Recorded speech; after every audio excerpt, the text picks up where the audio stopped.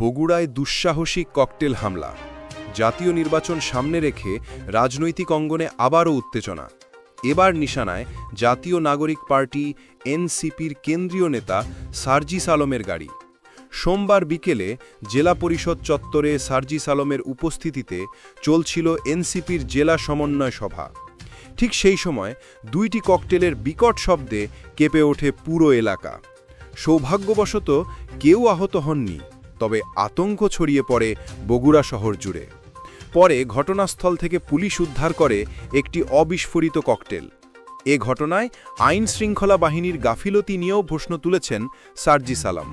তিনি সাংবাদিকদের বলেন, জাতীয় নির্বাচনকে সামনে রেখে একটি মহল ইচ্ছাকৃতভাবে পরিস্থিতি ঘোলাটে করতে চায়। এই ককটেল হামলা সেই ষড়যন্ত্রেরই অংশ। সার্জিসের দাবি, দেশের বিভিন্ন প্রান্তে যে ধারাবাহিক নাশকতার ঘটনা ঘটছে, এটিও তারই ধারাবাহিকতা।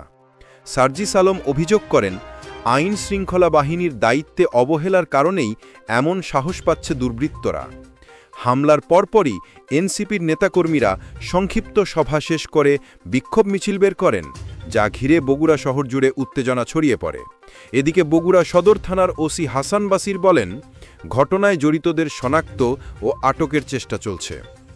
সভা শেষে সার্জিস আলম দলীয় নেতাকর্মীদের নিয়ে পঞ্চগড়ের উদ্দেশ্যে রওনা হন।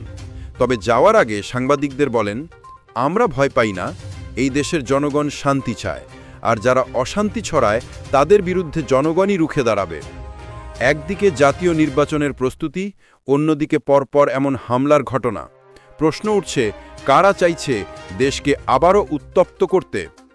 আপনার কি মনে হয়, এটা কি কেবল কাকতালীয় নাশকতা, নাকি গভীর রাজনৈতিক ষড়যন্ত্র? কমেন্টে লিখে জানাতে ভুলবেন না। ভিডিওটি তথ্যবহুল মনে হলে লাইক দিন, কমেন্ট করুন আর সাবস্ক্রাইব করুন আজকের হট নিউজ।